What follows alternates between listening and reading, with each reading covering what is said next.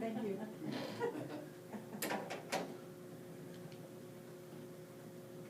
Gene, I'm out the rest of this week.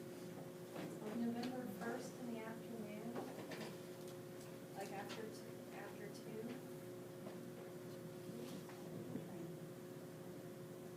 Lisa can't do it. I did, but Lisa can't. Okay.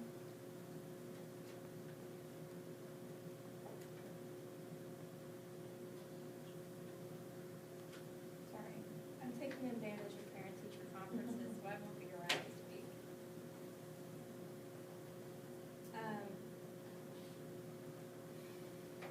We would also be willing to do evening time if that works better. Can I defer until tomorrow? I need to hear from a judge, I'm sorry, on a decision he's making. So I won't know how next week's gonna work until tomorrow morning.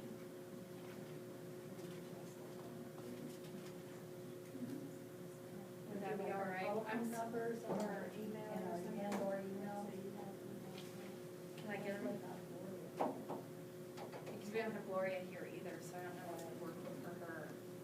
My cell phone is 272-7807, and I'm Linda.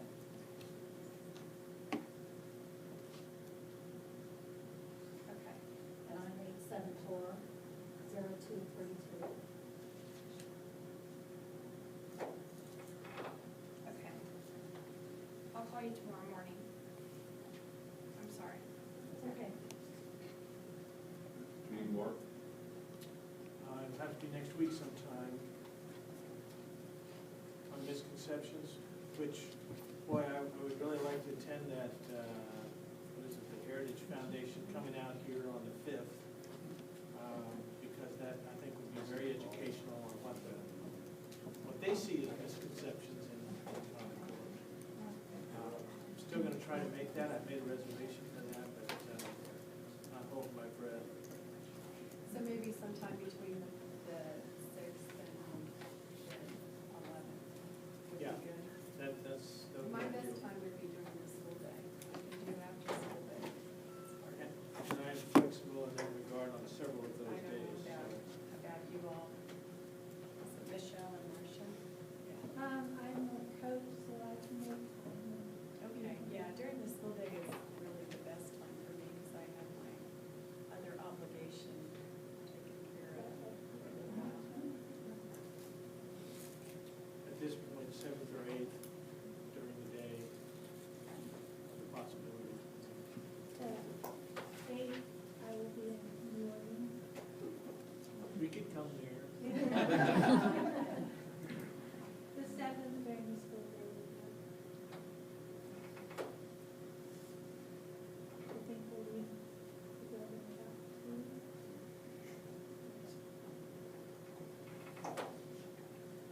That would actually be good because then it would give us time to maybe revise on our own and based on your suggestions and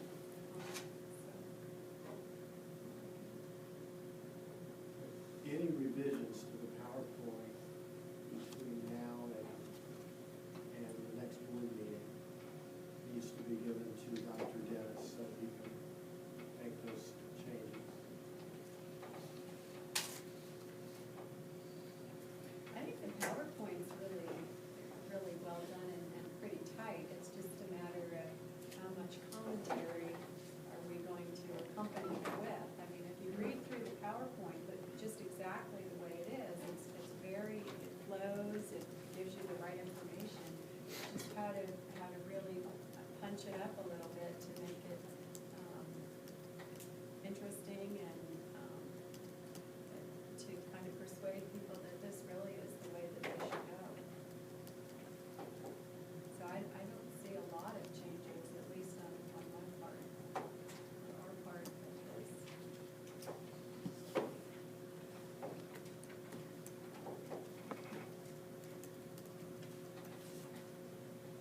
Any other questions?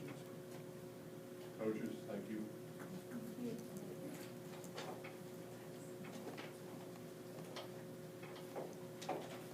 Okay, new business, we're asking you again a first reading to consider the approval of some board policies. We tried to group these as close as we could to subject, but they do vary a little bit. The first one is on child abuse.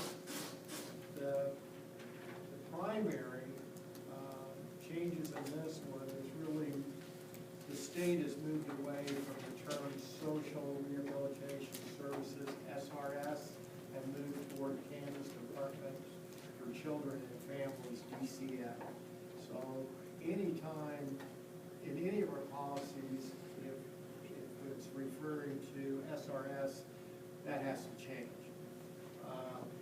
So that we're compliant with the new service that's available. Also, it cites the law in law enforcement in reference to investigating suspected child abuse. And that's really just the state statute there that is being considered to be in the policy itself. The next one, draw your attention to is student activities. KASB asked that the activity fund management fall upon the building principal.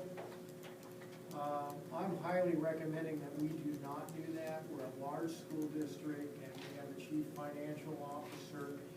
Our practice has been that this has fallen under the responsibility of the chief financial officer.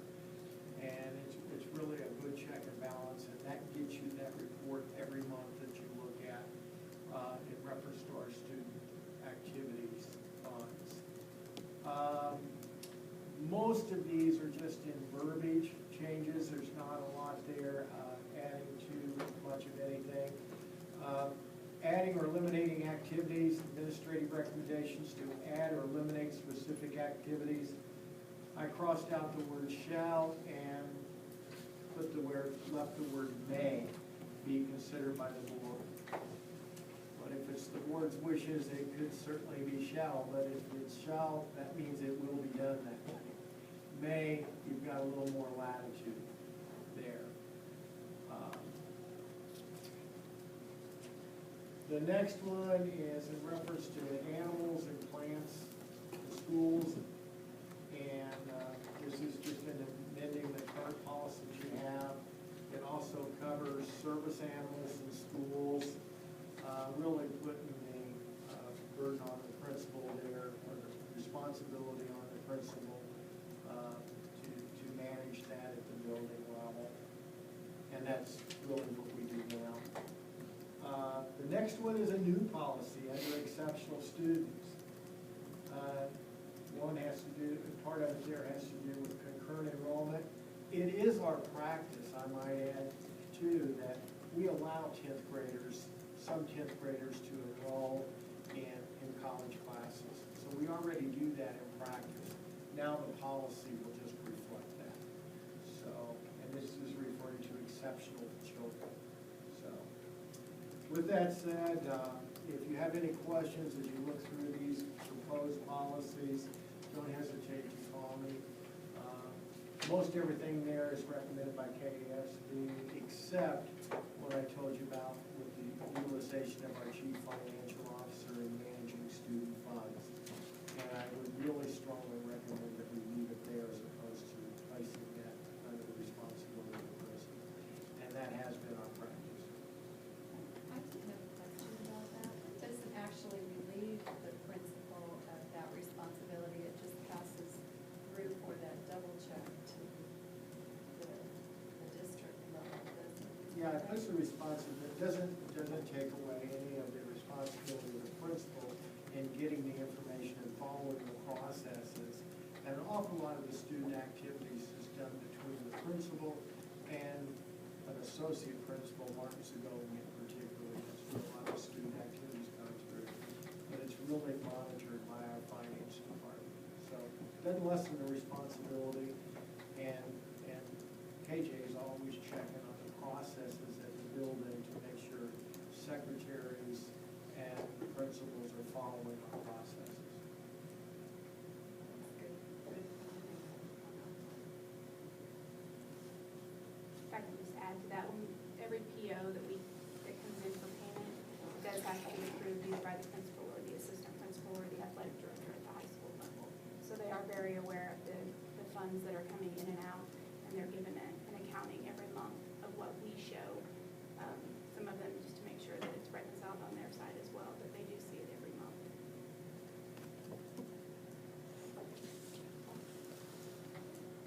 Okay, a question on animals and plants. And maybe I'm reading this too in depth, but is that saying that no classroom can have a plant of any kind, or is that, because there's a lot of plants in every school, it seems like, in classrooms. So is that saying that we can't have plants in schools no more? No, we can have plants, and we can have service dogs, and we can have animals in schools, and a lot of that has to go through the permission of the principal. At the beginning of the year? Before I mean, you don't want a room full of plants where you can't conduct education, or you don't want to have dogs, animals in the building, an inordinate number of them, or anything like that. There's a particular plant that's having. Yeah, so there could be some medical reasons why certain plants wouldn't be allowed in Well, that's what I was a trying to. building or a classroom. Even a service dog, it has to be trained, has to be cared for by its owner. But I don't know that we have,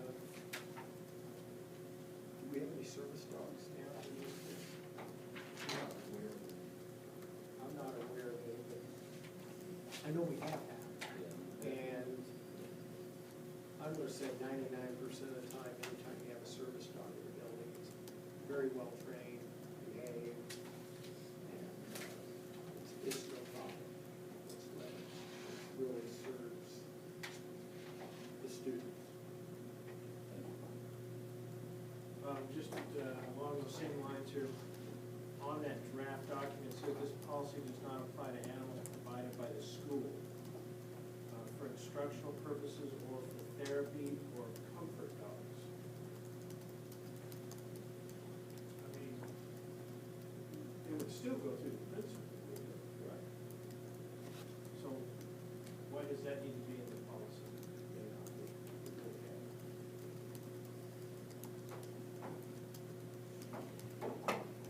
Well, let's see if it is the intent to exclude animals that they can do for science and things like that. Well, I mean, it's just good to let the principal know what animals are coming in and going out, I guess. Yeah.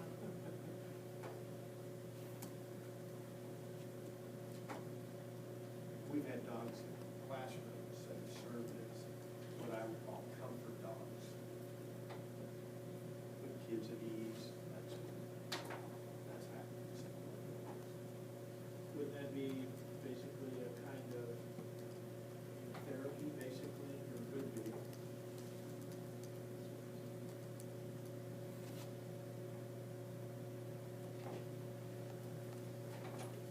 Any other questions? Thank you, Dr. Ethan. On the board discussion, do you have any items?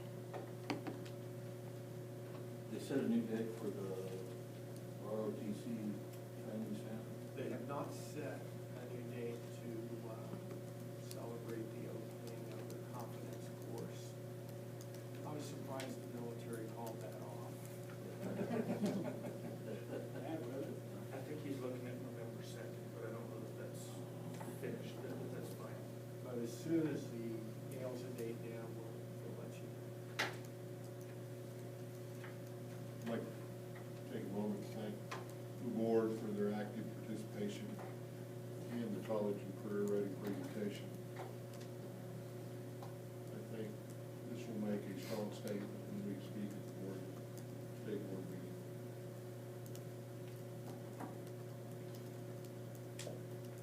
Got a quick question. If there were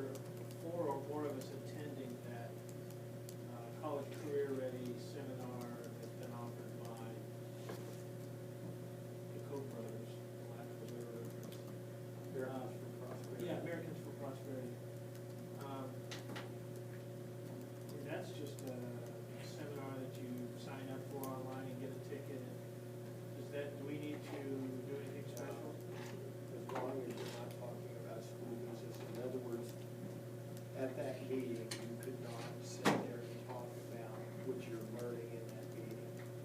But it would be no different than going to a legislative forum. You know, just to be above reproach, if I were you, I would set separated at the meeting. To not let the community the idea that you might be discussing school business. November 5th. November 5th at the Phillips Center. November fifth. We'll say- One of 5 meetings across the state.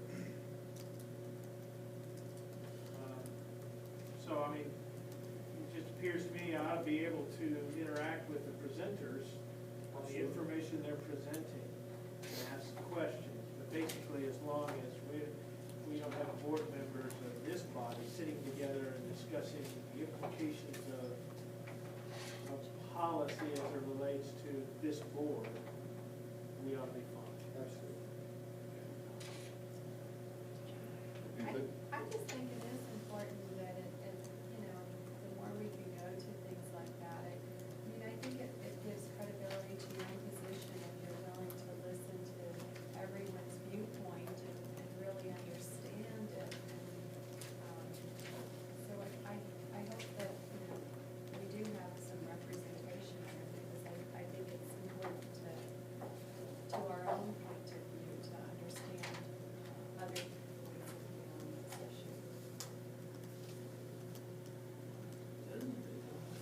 6 o'clock. 6 to 7:30. Any other questions, comments? The next Board of Education meeting will take place Monday, November 11th, 6 o'clock here in the board meeting room.